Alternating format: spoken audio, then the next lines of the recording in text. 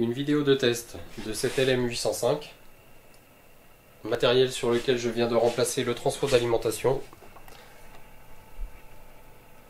suite à la réception de pièces. Voici le transfo d'origine. Et après remplacement de ce transfo et réglage correct du hum, je vais vous montrer ici sur l'oscilloscope. On voit nettement que le hum a pratiquement totalement disparu sur le canal gauche. Il reste légèrement présent sur le canal droit, mais avec un niveau parfaitement raisonnable. Je vais vous le montrer ici. Donc le niveau mesuré au multimètre, donc il ne tient pas compte de tous les petits bruits qui viennent se superposer. Il s'agit en fait du souffle normal de l'appareil. Donc ce multimètre ne mesure pas le souffle, il mesure uniquement l'ondulation. Cette ondulation est donc de 2,7 mV pour le canal droit. Je vais maintenant déplacer ma pointe de test et l'amener sur le canal gauche, où vous allez constater que maintenant on est descendu à un niveau extrêmement faible, inférieur à 2 mV.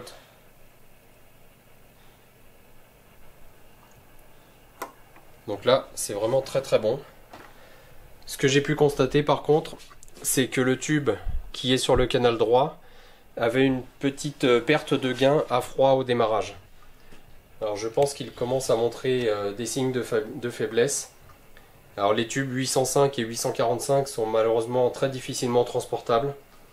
Ils supportent assez mal les chocs et ça peut être cause de déformation interne, de grilles ou plaques.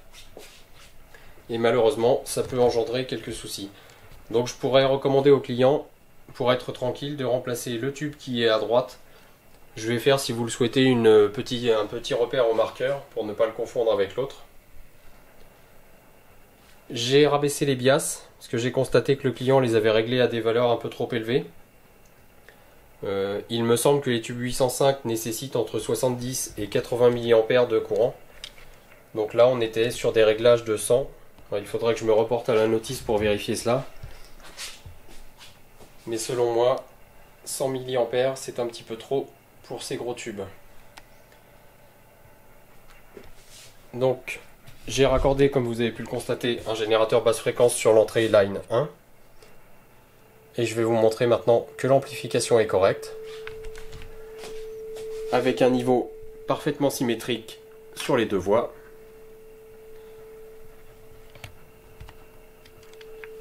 Donc là on est vraiment sur un niveau très faible, tellement faible qu'on récupère l'ondulation secteur. Là voilà, on commence à être sur un niveau normal. Donc vous pouvez constater que le gain est identique sur le canal gauche qui est ici en trace position supérieure, le canal droit représenté par la trace en position inférieure. Mais tout à l'heure au démarrage à froid ce n'était pas le cas, j'avais une perte de gain uniquement sur le canal droit. J'ai permuté les tubes pour en être certain et il apparaît que c'est vraiment le tube 805 du canal droit qui semble avoir une faiblesse de gain lorsqu'il est froid.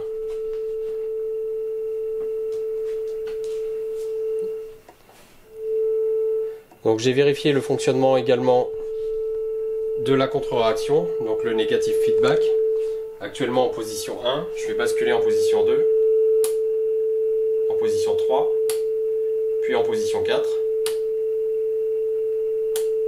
Donc vous voyez qu'entre 3 et 4 il n'y a pratiquement pas de différence. Par contre on a une grosse action entre la position 1 et la position 2. Les canaux restent symétriques, le niveau est correct. Et je vais revenir sur le niveau de bruit.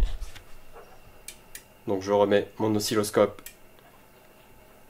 en grande sensibilité, avec une vitesse de balayage un petit peu plus lente. Et on visualise qu'il reste une petite ondulation sur le canal droit, mais vraiment négligeable par rapport à ce que nous avions avant le remplacement du transfo. Je vais vous le remontrer au multimètre. Donc je raccorde mon multimètre.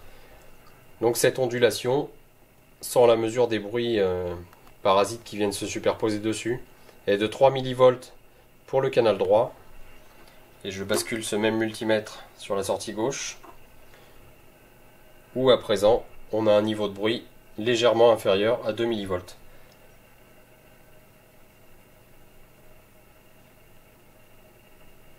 Donc ce multimètre met du temps à se stabiliser, hein. Il est très bon, je peux vous montrer que le 0 est pratiquement parfait lorsque je relie ici les deux bornes noires ensemble.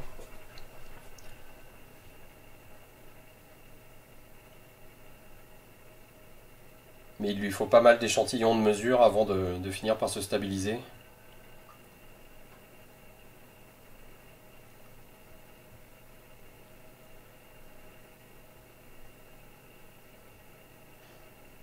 Voilà, donc là je suis stable à 0,1 mV. Je peux même faire une mesure delta, c'est-à-dire reparamétrer le 0. Et là je vais avoir une vraie mesure pour le canal droit.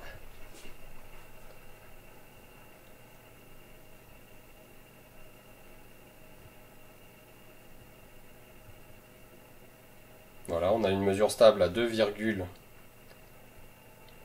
on va dire 2,8 mV pour le canal droit en bruit résiduel, et cette même mesure sur la sortie gauche.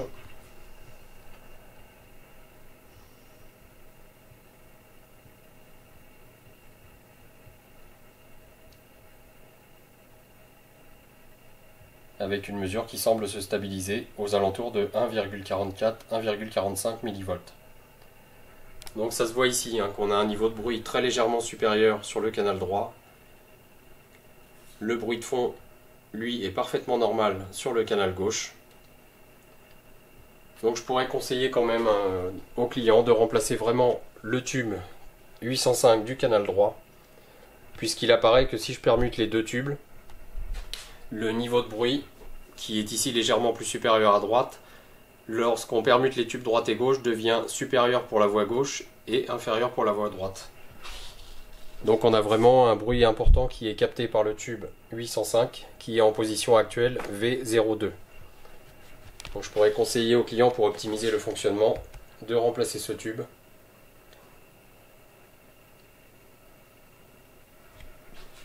Bien sûr, on a toujours là aussi sur le niveau de bruit une interaction du négatif feedback. Donc rien qu'en position 2, vous voyez qu'on descend pour le canal gauche à 1,18 mV. En position 3, donc j'attends que la mesure se stabilise, on descend à 1,07 mV. Puis en position 4, on devrait avoir un niveau de bruit encore inférieur.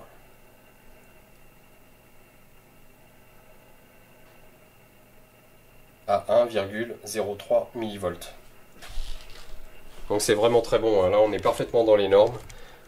On est nettement en dessous des 10 mV qui commencent à être dérangeants pour l'oreille. Parce qu'un bruit de 10 mV avec une fréquence de 50 ou 100 Hz, c'est relativement pénible. Là ce n'est absolument pas le cas.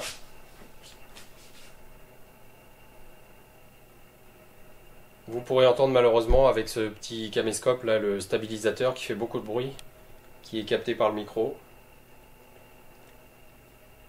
Mais ce n'est pas un bruit de l'amplificateur. Le bruit de l'amplificateur,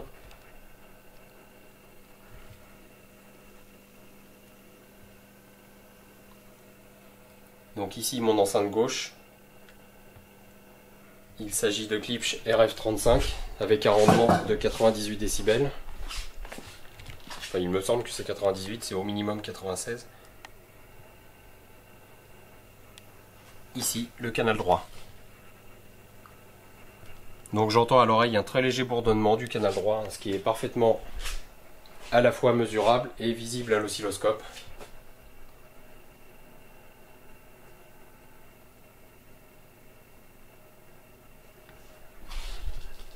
Donc je vais remettre un petit peu de signal.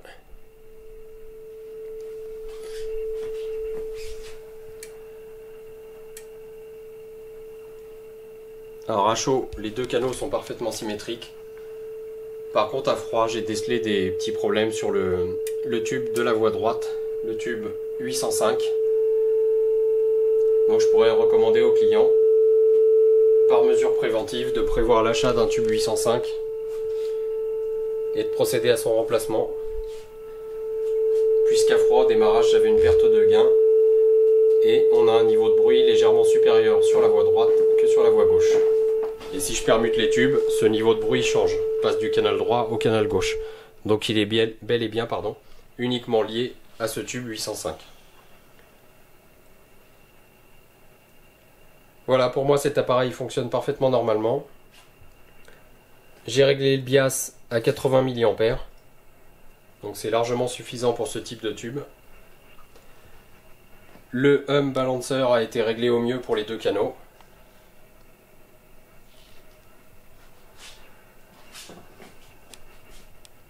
Donc je vais encore procéder à quelques essais. Malheureusement, il faut que je libère cet établi pour passer à autre chose. Donc je vais changer l'ampli d'établi. Je vais le mettre cette fois sur de vieilles enceintes Yamaha NS500. Et si tout va bien, d'ici à ce soir, je pourrai préparer la réexpédition. Donc demain, Olivia pourrait ramener cet amplificateur chez CTA. Donc, je vous montre une dernière fois le transfo qui vient d'être remplacé. Alors cette fois, j'ai noté que l'ancien transfo était bitension, 115-230. Le nouveau transfo est uniquement marqué 230 volts.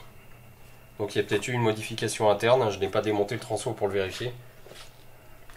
Il y a certainement eu une amélioration interne ou des transfos dédiés vraiment aux 230 volts.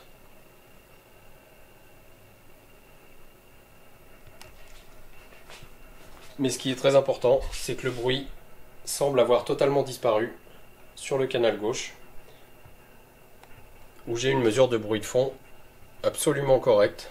Je suis actuellement sur une contre-réaction réglée sur 1 et j'ai un niveau de bruit pour ce canal gauche de 1,42 mV. Donc c'est vraiment très très bon. Si je le compare au canal droit,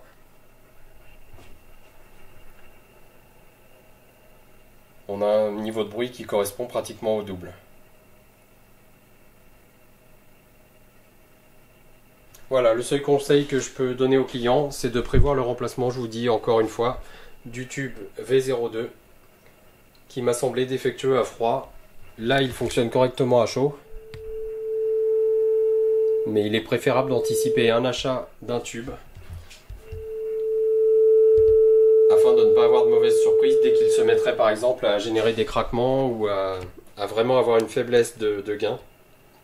Si le client entend une grosse différence de niveau entre les deux canaux, il faut impérativement procéder au remplacement du tube avant qu'il ne lâche ou qu'il ait un vrai défaut qui pourrait engendrer des anomalies beaucoup plus graves dans l'amplificateur. Allez, je change cet appareil d'établi. Je vais éditer mon bon de sortie. Et si tout va bien, Olivia peut le ramener demain chez CTA.